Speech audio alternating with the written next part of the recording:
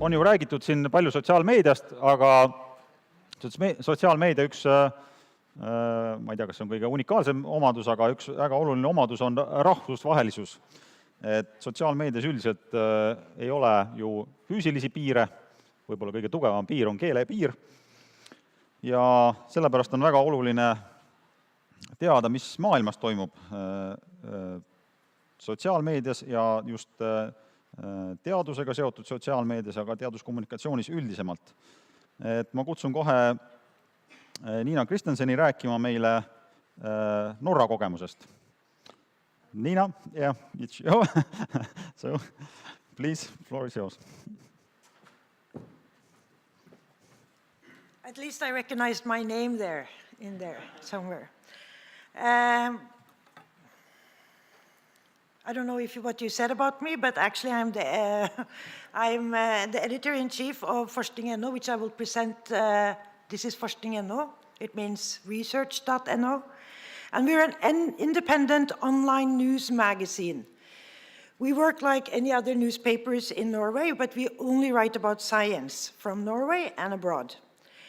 We do have a rather unique ownership. Back in 2002, it was the Research Council of Norway and 8 other academic institutions who took the initiative to start Forskning.no. They were our first owners. Now there are 77 academic institutions who own us. They pay an annual fee, which is our main income, but the rest is advertisement, events, projects, and courses. Forskning.no's editorial independence is what separates us from a lot of other science communication projects in Norway. We do not work for Norwegian science. We do not work for the researchers. We do not work for the 77 academic institutions that own us, but we work for our readers. And also our editorial program states that we have full editorial freedom and work under the journalistic ethics ideals. We do, however, as many other media today, have a column dedicated for content marketing, and this is where the institutions that own us can write articles, but we follow the guidelines on Norwegian media for this type of content. And this type of content does not interfere with our freedom to criticize our owners or how we are looked upon as independent media.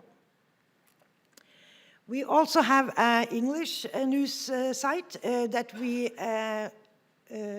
publish together with our Danish colleagues, Vitenskap.dk, and it's much smaller than Forskning.no. This one has 8,000 visits per day, and it's much smaller than Forskning.no.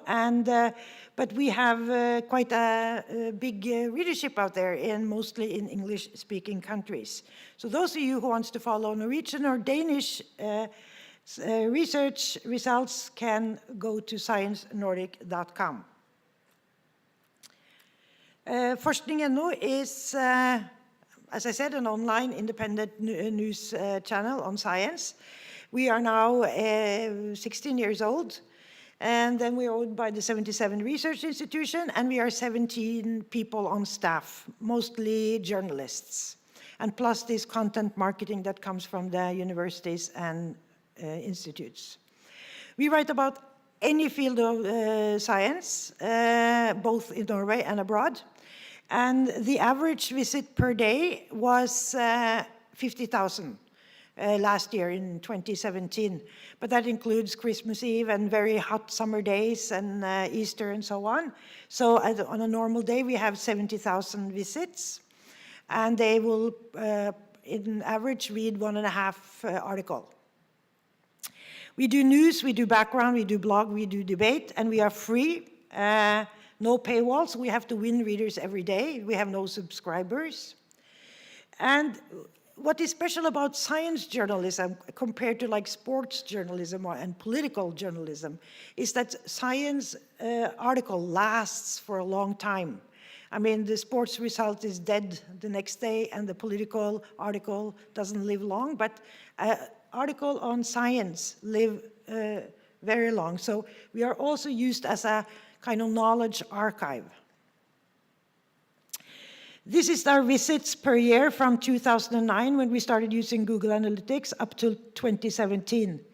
And this is visits per year. And I'm not showing this just to show how good we are in Forskning.no, but also to show the interest in science news and science content in Norwegian media, because I think that this curve up will also represent many of what other media has written about science. It has become a much more common subject in Norwegian media as a whole.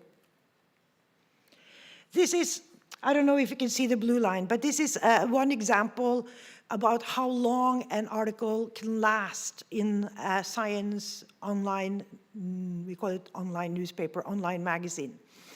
This is an article I wrote myself. It's about what kind of treatment works when you have damages in your knee. And it's written in 2015. And it only had like 1,500 visits that first day. But those of you who can see this blue line is kind of small movements there all the way until today. So the articles we write is read for 3 years. And 2 weeks ago, I got a call from the hospital that I write about, and say that please remove what you wrote about, how people can contact us if they want to participate in the research project, because we cannot take any more calls. And this is a 3-year-old article. So this is the challenge for us. We are journalists, we write for tomorrow, but still our articles are read for a very long time. Okay, so in order to make a good social media strategy, you have to know your product. If you don't know your product, your strategy will not be successful. So this is how the journalists in Forskning.no think they work. They think that they're sitting there and they get one great idea, but actually we have a lot of other things that goes around. We have an editorial program, we know a lot about ourselves, we have journalistic ideals, and in the newsroom a lot of things happen that will give people ideas. So we have 50,000 daily visits on an average in 2017. And this is where they come from. 51,000 comes from organic search, mostly Google, of course, now. And this is how this archive is being used. People come not only to the front page or to the latest articles, they will read articles from 2015, from 2006. And then 26.5 comes from social media. This is 2017 that you see there. Only 15% goes directly to the front page. So this is a challenge for us. Also that the front page has lost its importance, but that goes for all Norwegian media anyway. So it's almost 27% that comes through social media, and this is mainly Facebook. So this is how we know our product. We ask a lot of questions about our readers. What do they think about our content? That would be a reader survey. Where do they come from? We can see that in Google Analytics. What do they tell us? That would be in the readers' comments or in the survey. Who are they? What content do they say that they prefer? Like, for example, our male readers will say that we go into Forskning.no to read about natural sciences, but when we look at what they actually do, they also read as much about health as women. And so we can look at both what they say they do and what they actually do. Also, we ask a lot of questions in our statistics and analysis. How many page views? How the first day, the second day, after 2 months, after a year? What content is popular in the short term? If you write about sex or schools or religion or low carb, it will be read a lot, but it maybe doesn't last so long. So we look at what themes is read for a long time and what is read for a short time. How long is an article read? What are shared by us and what are shared by our readers, and which are quoted by other media? And then we take out also certain pieces of these surveys, and we see who, for example, reads technology, and there will be different results. It's men, and they are daily readers, and they, behave a little bit different than, for example, the ones who read about agriculture. And also, when a journalist in Forskning.no has to write something really fast, we don't look for importance, maybe just for a lighter article, we will always write about monkeys and elephants and giraffes because we think that those are fun. But then we studied our readers' preferences, and they want Norwegian animals. So now if we want to write a lighter article, we go for the Norwegian animals, not the foreign animals. It's just a small example on how we analyze our data. For example, we look upon what do we do in Easter and how do we get readers. And we, for example, also we are quoted 4,313 times by other media in 2017, not including TV and radio, because we cannot afford to monitor that.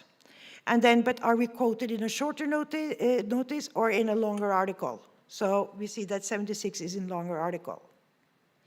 And also we analyze each journalist's work, how many sources, do they talk to men, do they talk to women, do they write about Norwegian research, about international research, and so on.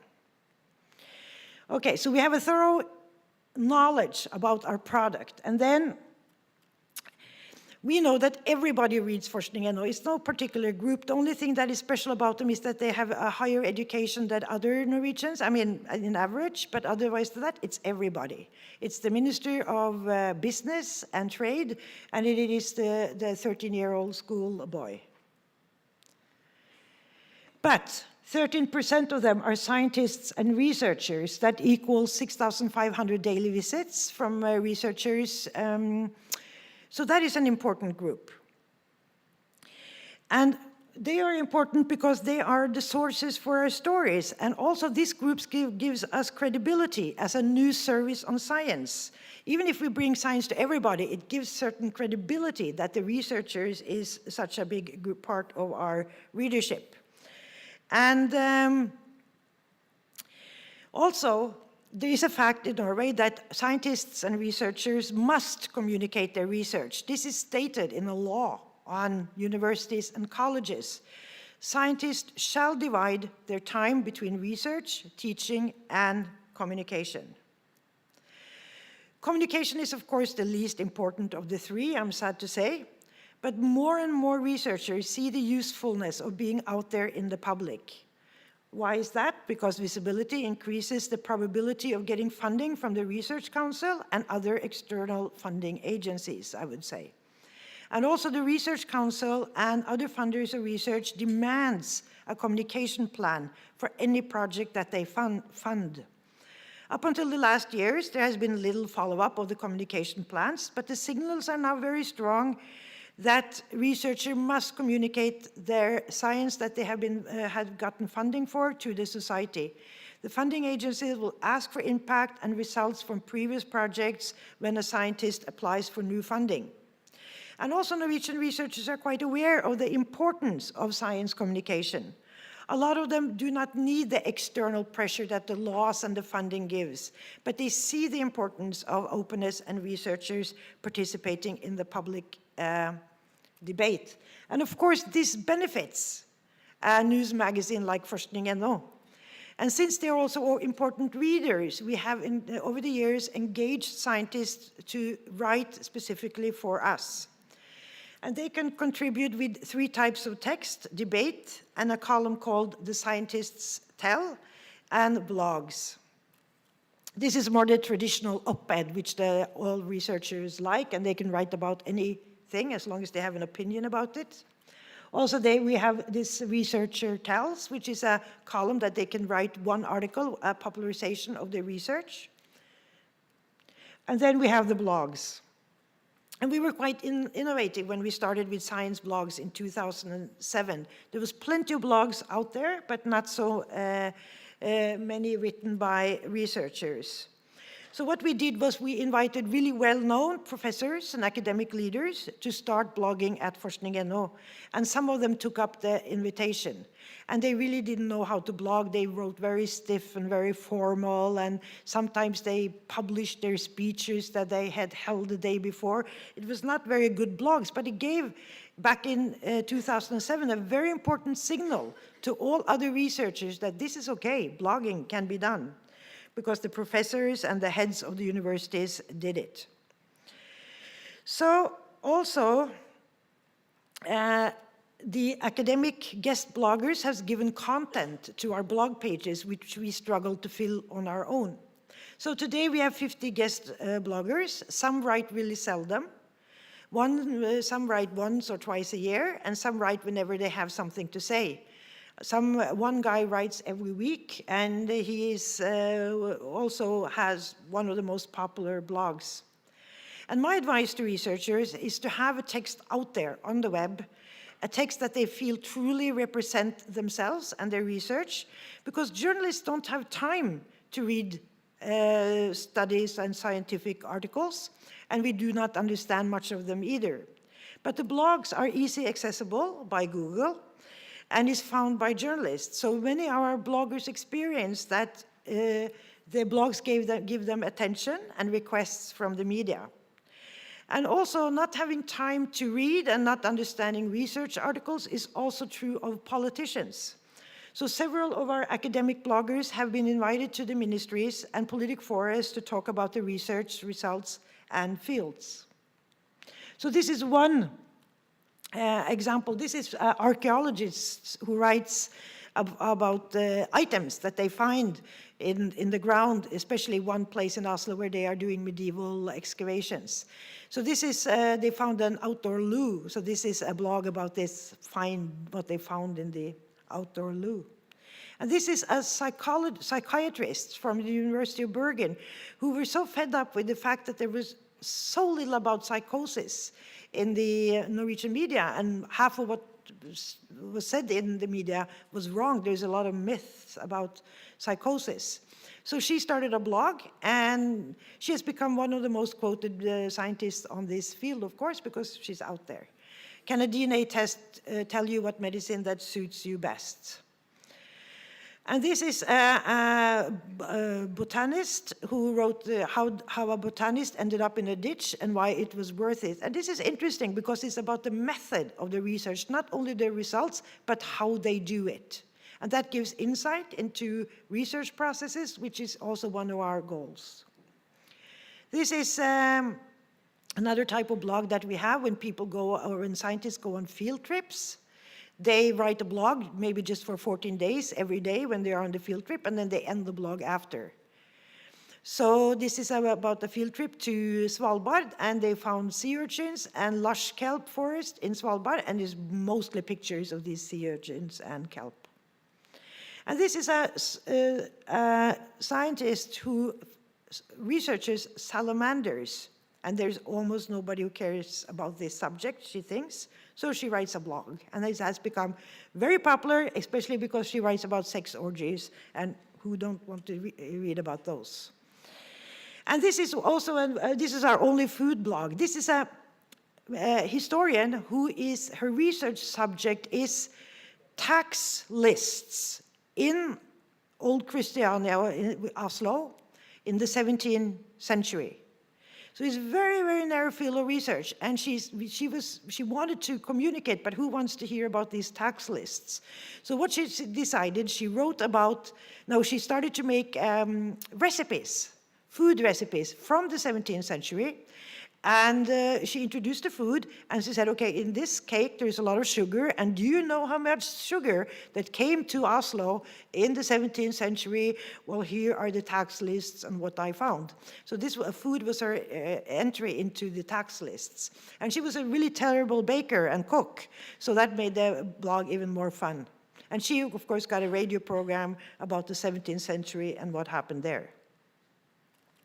Also, we have 8% young readers, which is below 19. And that is equals 4,000 daily visits a year. So we have also engaged those. So on Monday, we start this site here. So you're getting a sneak peek right now. And it's just for young people. And we engaged youth reporters. This is Nora. She looked like that when she started. Now she looked like this, so she had to retire. She was already 18. So we hired Ida instead, who is 14. So they give a young voice to the site. And also we use young reader panels. Ask them, would you like this? Do you understand it? And so on. Also, of course, we have reader comments, and I understand there has been a lot of talk about trolls. And of course, this is the typical you know, the old, the 50-plus man, often with a, you know, natural science background, or this is true actually because we've asked them, and he hates a lot of things, even in Forskning.no, but our reader comments is a bit more polite, except on climate. And my advice to scientists is, when we've been interviewing them, never read the readers' comments. Don't bother doing that. But we have taken some measures to make them okay. We have invited some of them to Forskning.no to talk to them, to understand the logic. And also we have participated in some of the debates. So often the commentary field is also like this, a nice conversation about something. And sometimes there's even a dialogue between the researcher and the readers. Even that is not the most typical. Okay, so Facebook is the social media that we use the most. We have a page there with 77,000 followers. And we publish, we publish around 8 to 10 new articles every day, and we give all it out on Facebook. And we also check the competition, of course. I mean, Facebook has a unique tool, pages, inside pages, where you can check your competition and see. So we see that, for example, Dagens Næringsliv, number 2 there, is much bigger than us in readership, but we have more engagement than them very often. So we follow and we look and we see what they are doing, and we kind of discuss it with them, and we copy them. Also, we look upon the followers. Who are they? Are they men? Are they women? And we see that there are so many more women who follow us and share our content. Also, we check out their activity, both at the website and in Forskning.no. When are they active? And very often, if we ask them, they will say that, well, I do it in the morning and after work, but we can see that after lunch, when they are at work, they are also on Facebook and reading our articles. So we have to ask them what they do and check what they actually do. Also, we have a project with evergreens. And this is articles that are read for a long time, a lot. They're very popular. For example, this one, do dogs understand what they see on TV? We repost those every 3 months or every 6 months, depending on how popular they are. And we were very skeptical to this at first, because won't the readers be fed up if we give them the old articles again and again? But our experience now, we've been doing this for like 1.5 years, is that every time we post an evergreen, it's being read again and again. And we just have to tell them very clearly that this is from the archive. So this is our system. I don't expect you to understand any of it, but we have a system. So how long is it ago that we posted this article? What was the result? Should we post it again? At what interval? And so on. Also, we have a more risky project, the lost evergreens, the articles that we think that should be read, but wasn't really read. And so this is more risky, because then we're not giving the readers what they prefer, but what we want them to read, which is a bit more paternalistic. But we still do it, and our results are quite good. And we ask the journalist, what is a really good article that you wrote that you suspect didn't have much readership? And they have given us lists, and we try to post them, but we are quite careful with this. Also, every time something happens that is of current interest, for example, when Hans Rosling dies, we pick up an article from the archive and we post it on our Facebook group, so we can reuse also articles of current interests. And we also ask other pages and groups to share. Hi, today we have this thing about this issue, and yeah, so please. And also we moderate comments and answer all inquiries. We are there, the readers can see that we are there. We're much more there than in our website, the commentary field. So we are always present. But the interesting thing is that we work a lot on Facebook, and but the readers are the ones who share our stories more than us, in a bigger number than us. And Facebook loves this. They love that it's not only the media who shares, but also the readers. And I cannot honestly tell you how we came to this. Well, I know, I will show that at the end. So why only Facebook? Well, this is the result. This is where they come from. So that is why we have chosen Facebook. Also, even if we know the fact that the young people are not there anymore. But if you check out this list, so you see that Facebook has 98% comes from Facebook. Twitter is only 1%. LinkedIn is 0.21%. These are social media that does not send us readers, so we don't give priority. For example, LinkedIn, we do have a LinkedIn account. I think we have 2,000 followers or something. But we do share work-related articles there. So some of them. But there is like 477 page views, which is nothing compared to Facebook. Also Twitter, I think that if it hadn't been for Donald Trump, Twitter would have died, but he keeps it alive. I had, 22,800 followers on Twitter. I just stopped one day. Nobody asked why. Nobody said, why? Why aren't you here? And we, Forskning.no, also have a Twitter account, and it's very few followers, 2,375, and it doesn't give us traffic. Also these ones, they don't, I mean, there's one media in Norway who has been able to use Snapchat, but they had invested so much money in it. It's the biggest newspaper. And really, we don't get back. If we had been rich, we could have done it. But we are not rich. We are a small newspaper with limited funds. And to invest and do science communication in these, it will cost us too much. So we don't do it. So why are we successful in Facebook and to some extent, a smaller extent, in LinkedIn and Twitter? Because we have the content. We spend all our money on content and almost nothing on development or strategies in social media. We just do it and we analyze how our audience likes it. So it's content, content, content. With a good content, people will share your articles. Yes. So this was the end. Okay, very good.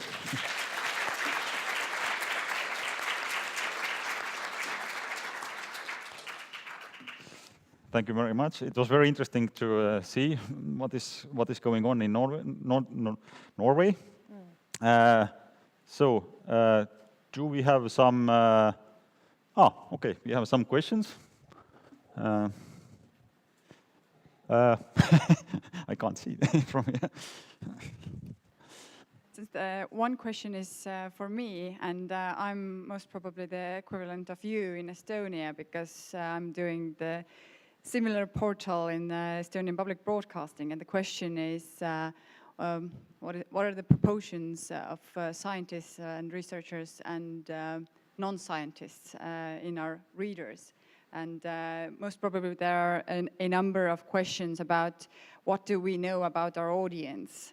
And since we both use Google Analytics, yes, what do we know about that? We know the clicks, how much time they spent, and how long an article will live, yeah. You know, not only the day, but I mean over the years.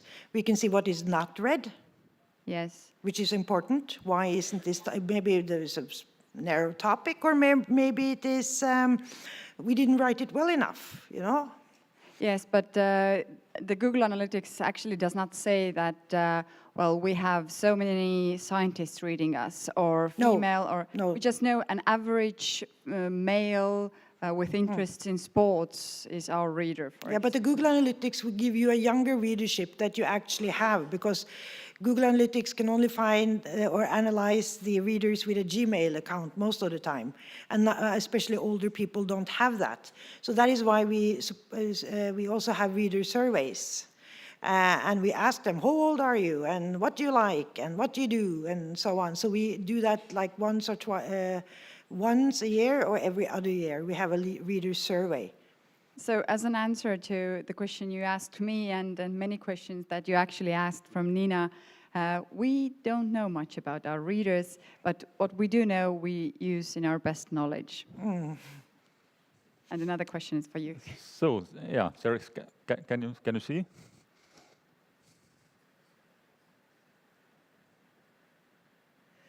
Well, the thing with gender is that when I started in Forskning.no 10 years ago, we had 65% male readers and 35% women readers. And that is, of course, well, not good from a point of view of equal rights, but also we saw that it was a possibility to increase our readership by increasing the women readers. So now we have 50-50. And it doesn't really affect how I mean, we do try to write technology so that also women would like to read it, and also about natural sciences, which is mostly preferred by men. We think that once in a while we should write articles on natural science that maybe would appeal more to the women, for example, in the borderline between natural sciences and medicine. So we do try to open up some of our subjects to groups that do not read it very much. But we don't market our articles particularly to women or to men. It just happens. Okay. Any questions from tables?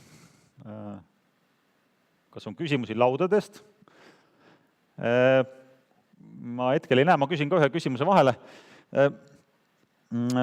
Nowadays there are a lot of, how to say, cross-media. You have mixture of video content, blogs, whatever kind of different media.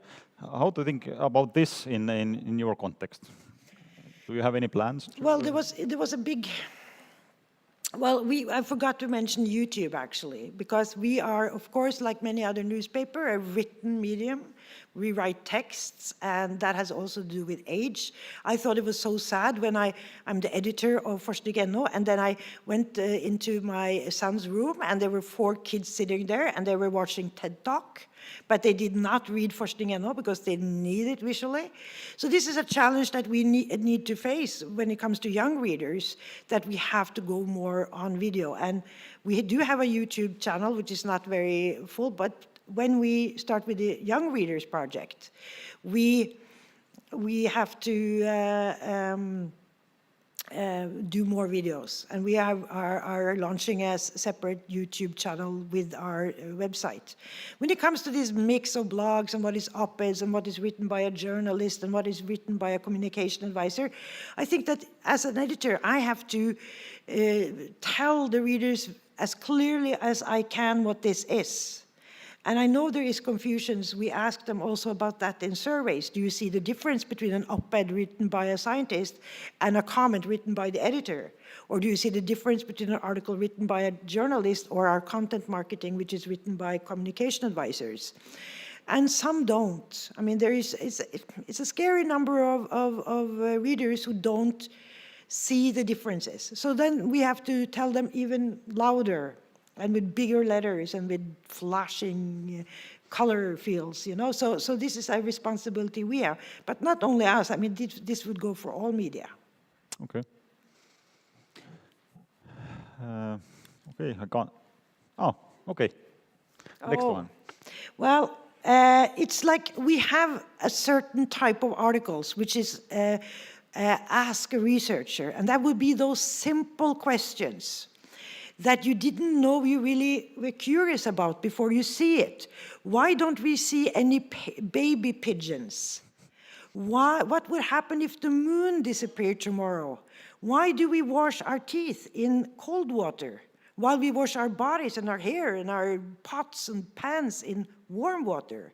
What happened if you decided tomorrow to become a vampire and you just started drinking blood? I mean, all these questions that we sometimes get from the readers, and sometimes we get from ourselves when we discuss around the lunch table, those articles are absolutely the most popular. They're entertaining, but they also present, I mean, facts and science, and it's a good introduction to any field of science, but they are quite entertaining also. Okay. So I can't see any other questions, so let's thank speaker.